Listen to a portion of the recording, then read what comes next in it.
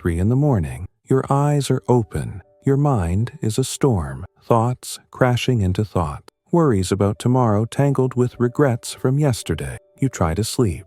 Your mind accelerates. You try to clear your head. The noise intensifies. Every technique you've learned, counting breath, visualizing peace, repeating mantras, works for 30 seconds. Then the chaos returns, louder, faster, more relentless. You feel exhausted by your own mind, trapped in a room with a radio you cannot turn off. This isn't new. This has been happening for months, maybe years. You have read books about mindfulness, downloaded meditation apps, tried positive thinking. Nothing lasts. The peace you find disappears the moment you stop trying to find it. You wonder if something is broken in you, if other people's minds are different, if you'll ever know quiet. I know this experience. I lived it for 8 years, fighting my mind, losing every battle, until I found 3 Buddhist teachings that changed everything. Not philosophy, not theory. Practical techniques developed over 2,000 years. Teachings that monks use to transform mental chaos into stillness, not by forcing silence, but by understanding something fundamental about how the mind works. These 3 teachings are simple. Each takes minutes to apply, but they require one thing most people resist: stopping the fight. Because here's what I learned, what Buddhism teaches, what transformed my relationship with my own mind. The chaos isn't the problem. Your response to chaos is the problem. The mind trying to silence itself creates the noise. The effort to control generates the storm. True peace comes from something else entirely, something counterintuitive, something that works precisely because it stops trying to work. In the next few minutes, I'll share these 3 teachings, exactly as I learned them, exactly as they transformed me, not as concepts, but as practices, tools you can use tonight, right now, in this moment, when the chaos returns, and it will return. But you'll know what to do. You'll finally understand what monks have known for millennia. The mind doesn't need to be silent. It needs to be understood. And that understanding changes everything. I first encountered these teachings in an unexpected place, not a monastery, not a meditation retreat, but at rock bottom. After years of anxiety, after trying everything, after the exhaustion of fighting my own mind became unbearable, I found myself in a library, randomly pulling books. One opened to a page that said, "You cannot fight the river by standing in it." Zen teaching. Simple, obvious, but I didn't understand it, not intellectually. I understood it in my body. I felt it, because I'd been standing in the river of my thoughts for 8 years, pushing against the current, trying to stop the flow, exhausting myself, getting nowhere. That sentence broke something open, or maybe it stopped something closed. I sat in that library for 3 hours, reading, not about meditation, about the nature of mind itself, what Buddhists discovered 2,500 years ago, what neuroscience is only now beginning to confirm. The mind is not a thing you control. It's a process you observe. Thoughts are not enemies you fight. They are weather passing through. And here's the first teaching, the one that started everything, the one that will sound too simple to work. But try it, right now. As you listen to this, notice your thinking. Don't change the thoughts. Don't try to stop them. Don't judge them as good or bad. Just notice your thinking. That's it. That's the entire practice. Simple observation. Notice your thinking. This is called recognition in Buddhist practice. The Pali word is sati. Present moment awareness. Not controlling, not fixing, just seeing what you're thinking right now. Most people have never done that. We're always inside thoughts, identified with them, believing them, reacting to them. We've never stood outside and simply watched. Recognition creates distance, not physical distance, perspective, space. The thought is here. You are here, observing it. This tiny shift, this millimeter of space, changes everything, because the chaos you feel isn't created by thoughts themselves. It's created by fighting them, believing them, taking them as absolute truth. When you simply recognize a thought, not as reality, not as command, just as mental event passing through, something relaxes, the grip loosens, the noise diminishes. not because you forced it, but because you stopped feeding it. Let me show you how this works in real time. Think of a worry, any worry, something circling in your mind lately. Got it? Now, watch what happens. The worry appears as words, internal voice, maybe images, sensations in your body, tightness, tension, urgency. Notice all of this. You're not in the worry now. You're watching it, observing. There's the worry, there's the feeling, there's the thought, and here you are, watching. Do you feel the difference? The worry is still present, but you're not drowning it. You're standing on the shore, watching wave. This is the first teaching, recognition, and it works instantly, not perfectly, not permanently, but immediately. You get space, breathing room, relief. But there's a problem, a trap most people fall into. After recognizing thoughts, after getting that space, the mind says, "Great, now let's get rid of these thoughts permanently." And you're back in the river, fighting, controlling, trying to silence. This is where the second teaching becomes crucial. Acceptance, not passive resignation, not giving up, but something specific Buddhism teaches, something subtle, radical. The Tibetan word is Zen, translated as self-liberation through seeing. Here's what it means. When a thought arises, and you recognize it, don't do anything. Don't push it away. Don't hold on to it. Don't analyze it. Just let it be. Let it exist, exactly as it is, without interference. This sounds easy. It's not, because the mind wants to fix, control, improve, eliminate. That's its job. That's what it's been trained to do your entire life. But fighting thoughts is like fighting quicksand. The more you struggle, the deeper you sink. Acceptance is counterintuitive. It feels like giving up, like letting chaos win. But watch what happens. When you truly let a thought exist without interference, it changes, not because you changed it, but because everything changes. Thoughts are not static.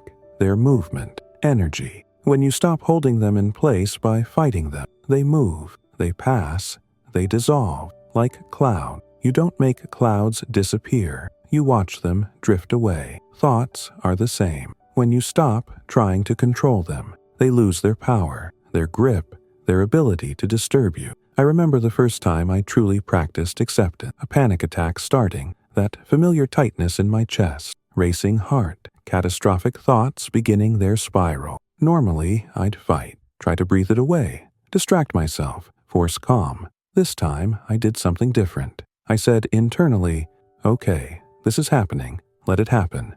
I stopped resisting, stopped trying to make it stop. I observed. Heart racing, fine. Thoughts spinning, fine. Tightness increasing, fine. And something strange occurred. The panic peaked, then began descending, without me doing anything, just by letting it be, accepting its presence. The attack lasted 3 minutes. Usually they lasted 30. This is what Buddhism teaches about acceptance. Fighting amplifies. Accepting transforms, not by magic, by natural process. When you stop adding resistance, the thing runs its course, completes its cycle, moves through you, like weather through sky. But acceptance alone isn't complete. There's a third teaching, crucial, necessary. Without it, recognition and acceptance become passive observation, detached watching, spiritual bypassing. The third teaching is what brings it all together, makes it practical, livable, sustainable. The Sanskrit word is viveka, discernment, wise seeing. Here's what it means. Not all thoughts deserve the same response. Some thoughts are clouds, passing weather. Ignore them. Let them drift. Some thoughts are signals, important information. Your body needs food. Your relationship needs attention. A decision needs making. Discernment is knowing the difference, recognizing which thoughts are noise, which are wisdom. Buddhism doesn't teach you to ignore everything, to become empty, to stop thinking. It teaches you to discern, to recognize what matters, what doesn't, what to engage with, what to let pass. This is sophisticated, nuanced. It requires practice, but it's the key to sustainable peace, because life doesn't stop. Responsibilities don't disappear. Real problems still need solving. Discernment allows you to live fully, respond appropriately, while not being controlled by mental chaos. You become selective, wise, You listen to thoughts that serve you. You let pass thoughts that disturb you. You stop treating every mental event as equally important, as equally true, as equally urgent. So, how do you develop discernment? How do you know which thoughts matter? Buddhism offers a simple test, 3 questions. Ask them of any thought that demands your attention. First, is this thought true? Not feels true, not might be true. Is it objectively, verifiably true right now?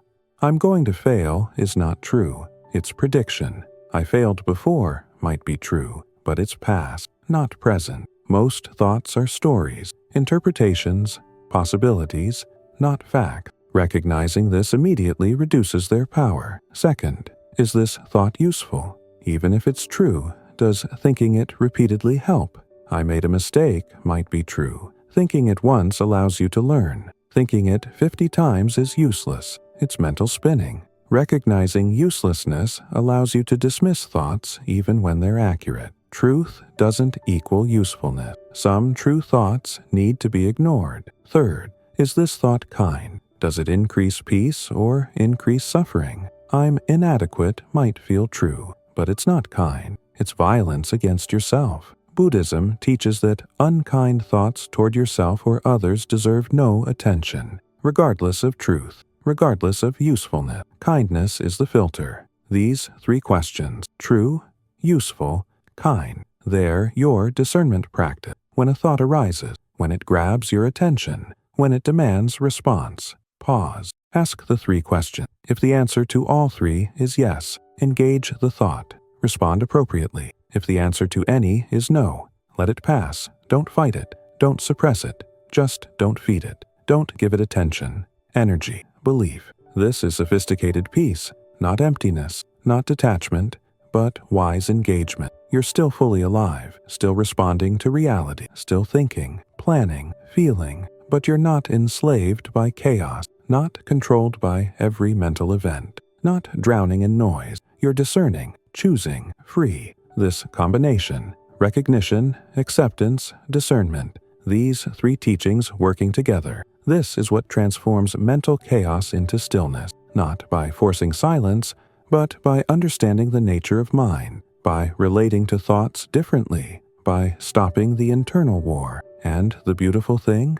You can start practicing this immediately, right now, in this moment, as you listen to these words, as thoughts arise in your mind. Practice, recognize, I'm thinking, accept, let it be, discern, is this thought worth my attention? Let me give you a practical example, real situation, how to apply these 3 teachings in daily life. You're lying in bed. Tomorrow you have an important meeting, presentation, interview, conversation. Thoughts start. What if I mess up? What if they don't like me? What if I forget what to say? The spiral begins. Old response, try to stop thinking. Force positive thoughts. Repeat affirmations. Fight the worry. New response using these 3 teachings. First, recognition. Notice, I'm having worried thoughts about tomorrow. Thoughts, not reality. Mental events. Already there's space. You're not lost in the worry. You're observing it. Second, acceptance. These worried thoughts are here. Okay, let them be here. I don't need to fight them or fix them. They can exist. The urgency decreases. The thoughts are still present, but they're not attacking you. They're just there. Third, discernment. Apply the 3 questions. Is it true? No. The meeting hasn't happened. These are predictions, possibilities, not facts. Is it useful?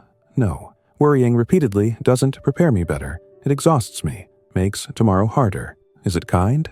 No. It's attacking myself, creating suffering. None of the 3 questions give yes, so the thought doesn't deserve engagement. You let it pass. You don't suppress it. You just stop feeding it. Stop taking it seriously. Stop treating it as important. And here's what happens. The thought arises again, because thoughts are habitual. They repeat. But now you recognize it faster. Oh, there's that thought again. You accept it faster. It's okay that it's here again. You discern faster. Still not true, useful, or kind. Each repetition has less power, less grip, less ability to disturb you. Eventually, the thought arises and you barely notice it. It's background noise, like traffic outside your window. present but irrelevant. This is what sustainable peace looks like. Not the absence of thoughts, but the absence of suffering over thoughts, the absence of being controlled by thoughts. You're free, not because your mind changed, but because your relationship with your mind changed, and that changes everything.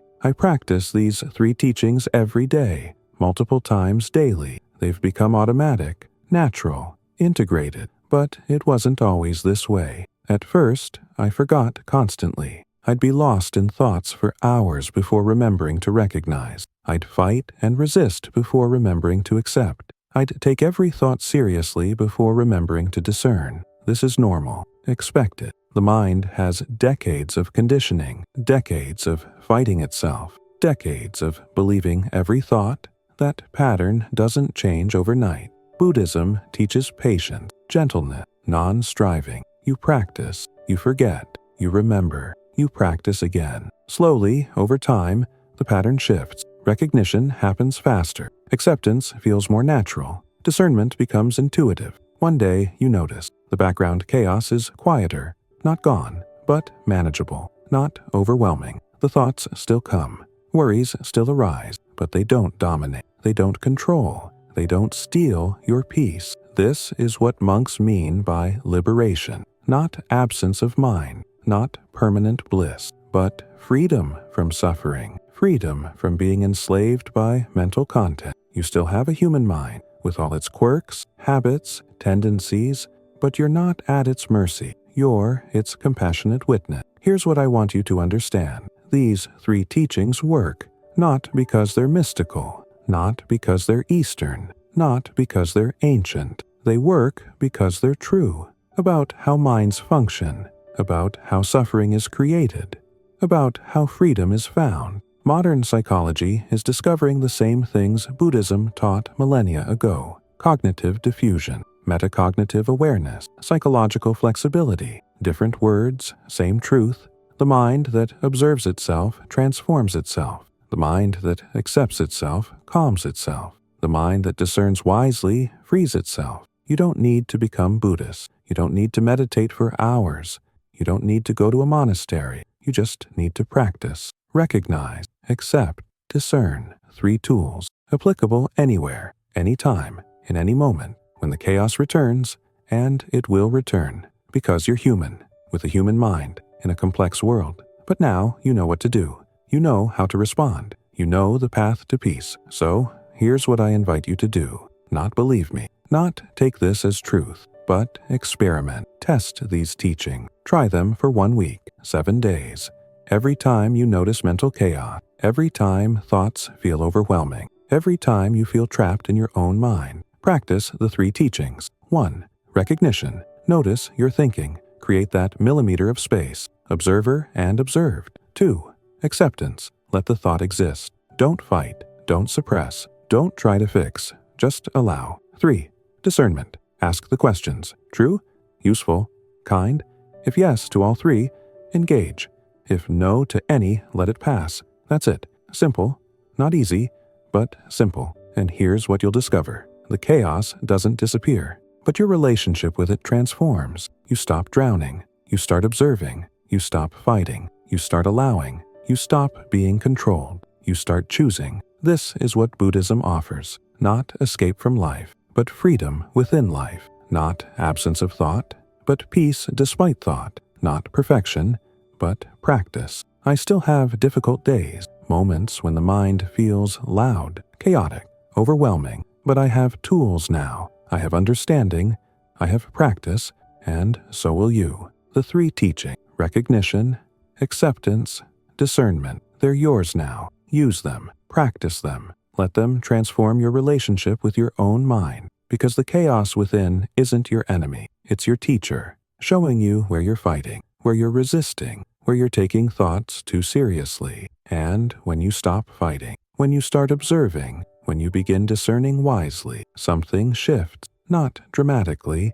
not permanently, but genuinely. The storm is still there, but you're no longer in it. You're watching it from the shore, safe, grounded, at peace. This is what's possible. This is what these teachings offer. This is what 2,000 years of Buddhist practice has discovered. The mind doesn't need to be silenced. It needs to be understood. And that understanding, that recognition, that acceptance, that discernment, that changes everything. The chaos remains, but you transform. And in that transformation, you find the silence you've been seeking, not outside, but within, not despite the noise, but through understanding it. Welcome to peace, not as destination, but as practice, not as perfection, but as path. The path is here. The teachings are yours. The transformation begins now.